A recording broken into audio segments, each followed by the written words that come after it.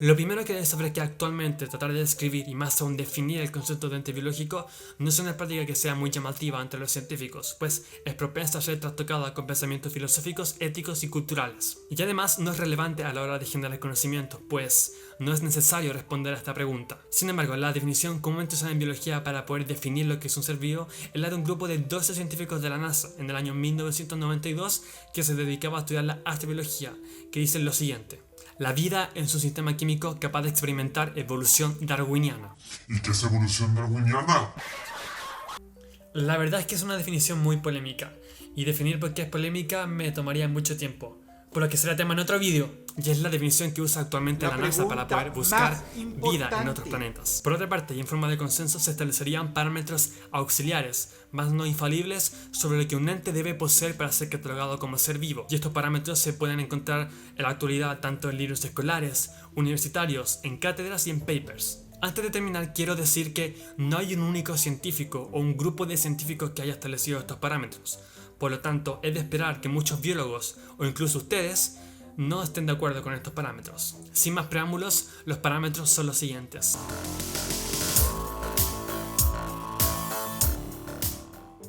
Parámetro número 1. Este parámetro está relacionado estrechamente con la teoría celular. La teoría celular es una recopilación de una serie de postulados establecidos a partir de 1830 por los científicos alemanes Theodor Schwann, zoólogo, Matthias Schleiden, botánico, y luego se integraría Robert Remarque, aunque se dice que en vez de Remarque fue Rudolf Virchow, pero lo que hizo realmente este último es lo que actualmente se le denomina plagio. ¿Cuáles son estos postulados? Postulado número 1.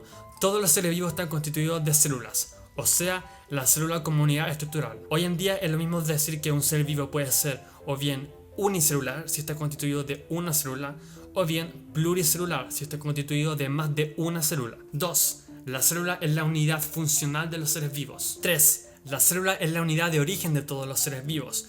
Toda célula viene de otra preexistente. 4. La célula es la unidad de herencia de todos los seres vivos.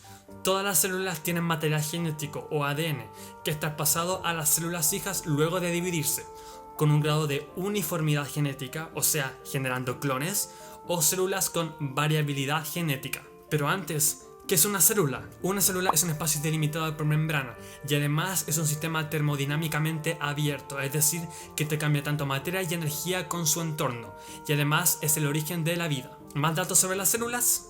Las células están constituidas en mayor proporción de agua y de proteínas. Las células se componen principalmente de carbono, hidrógeno, oxígeno, nitrógeno y fósforo. O sea, los seres vivos están constituidos principalmente de esos elementos químicos. Una célula, para que sea célula, debe tener 3 características: membrana plasmática, material genético y metabolismo propio. Los virus no tienen metabolismo propio, por lo tanto, no pueden ser catalogados como seres vivos.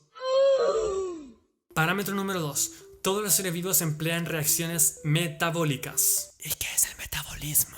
Metabolismo se le denomina al conjunto de reacciones químicas, cambios químicos, no cambios físicos, que ocurren tanto en el interior como en el exterior de las células, y estas se basan en las leyes de la termodinámica. Estas reacciones son aceleradas, por lo que en química se le denomina catalizadores positivos, que en entes biológicas son llamados enzimas, cuya función es crear y destruir enlaces químicos a partir de una sustancia, y todo esto en un menor tiempo. Y es que las enzimas son tremendamente fundamentales, pues son el reflejo de por qué los científicos aseveran que el ADN y las condiciones ambientales controlan totalmente lo que es un individuo. Y sin ellas, las reacciones que ocurren dentro de los seres vivos necesitarían mucha temperatura, y además el transcurso de transformar una sustancia en otra sería muy pero muy lento. El metabolismo es esencial tanto a nivel celular como sistemático, pues con esto las células obtienen de los nutrientes la energía necesaria y además se deshacen de los desechos generados por estas mismas enzimas, cuya acumulación puede ser perjudicial para las células. ¿Cómo funciona esto? De manera muy sencilla.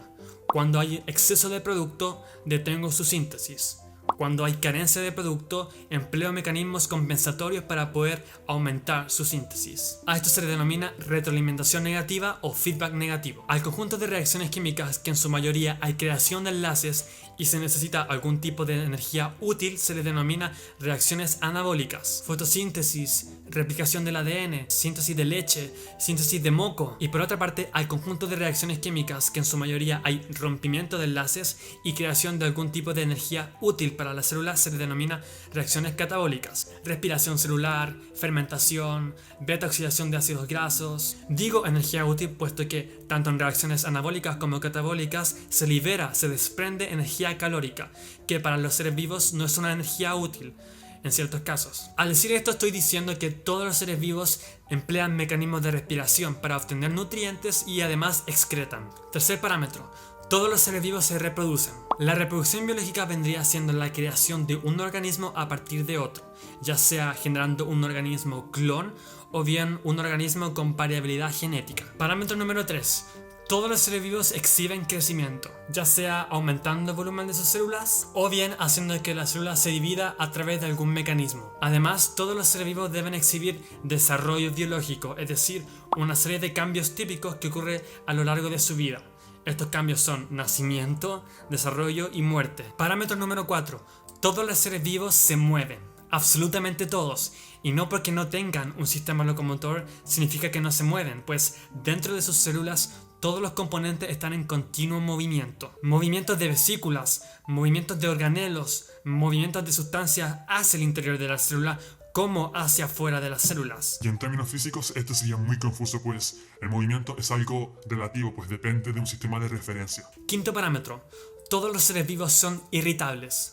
Como yo. Irritabilidad quiere decir capacidad de poder responder frente a estímulos tanto internos como externos, y esto se da principalmente por la existencia de receptores, que son mayoritariamente proteínas y se encuentran tanto en el interior como en el exterior de la célula. En plantas, por ejemplo, ocurren fenómenos denominados tropismos, que son el crecimiento direccional de estas plantas hacia ciertos estímulos. Estos estímulos pueden ser lumínicos, táctiles, químicos, de gravedad, térmicos, etc. Si el crecimiento direccional es hacia el estímulo, se le denomina tropismo positivo, y si el crecimiento es alejándose del estímulo, tropismo negativo. Otro tipo de irritabilidad vendría siendo el tactismo, que no es el crecimiento, sino que son los cambios de posición y de movimiento de ciertos animales hacia los mismos estímulos. También pueden ser positivos y negativos. Al ser irritables, se puede afirmar científicamente que todos los seres vivos sientan lo que hay en el interior como en el exterior, pero ¿eso significa que todos los seres vivos tengan que sentir dolor? Último parámetro: todos los seres vivos llevan a cabo la homeostasis. Homeotesis. Para que un organismo esté sano y pueda interactuar correctamente con su entorno, debe mantener relativamente constantes ciertos parámetros. A estos parámetros se les denomina variables fisiológicas, y si estas variables están por fuera del rango normal, se dice que el ser vivo está estresado. ¿Cuáles son estas variables? Temperatura, presión sanguínea en ciertas especies, concentración de iones, volumen de agua, pH, etc. Y cómo un ser vivo mantiene estos parámetros en estos niveles normales con mecanismos homeostáticos. La homeostasis es la constancia de estas variables no en un nivel único, sino que en ciertos parámetros en el medio interno. ¿Y qué es el medio interno? En síntesis, es el líquido intracelular de un organismo unicelular o bien el líquido que baña a las células de un organismo pluricelular. Si yo controlo la concentración de iones y el volumen de agua, estoy haciendo osmorregulación. Si yo controlo mi temperatura, termorregulación. Si controlo los niveles de glucosa, estoy haciendo glucorregulación. Pérdida de homeostasis es igual muerte. Ya tenemos los parámetros, pero aún falta algo. ¿Se cumplen estos parámetros siempre? La primera idea de refutación se da con la idea de los organismos estériles, que vinieron del cruce entre organismos de distintas especies y que fueron capaces de poder superar el sinnúmero de barreras presigóticas, como la compatibilidad gamética, la compatibilidad conductual, la compatibilidad de feromonas. Los organismos estériles, en el caso de organismos con reproducción sexual, como la mula, el cebrazno, el ligre, no tienen capacidad reproductiva. Es decir, no pueden generar gametos, y si los hacen, son defectuosos. ¿Eso los hace seguir siendo un ser vivo bajo la luz de estos parámetros? Lo mismo se puede aplicar con los espermatozoides. Los espermatozoides están hechos de célula, tienen metabolismo propio, se irritan, como por ejemplo con el pH ácido de la vagina, llevan a cabo la homeostasis, pero no se reproducen.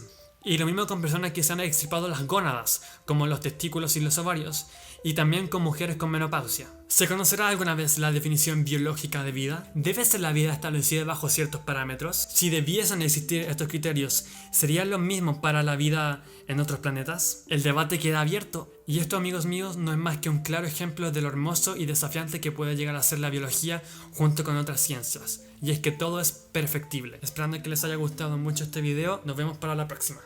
Adiós a todos.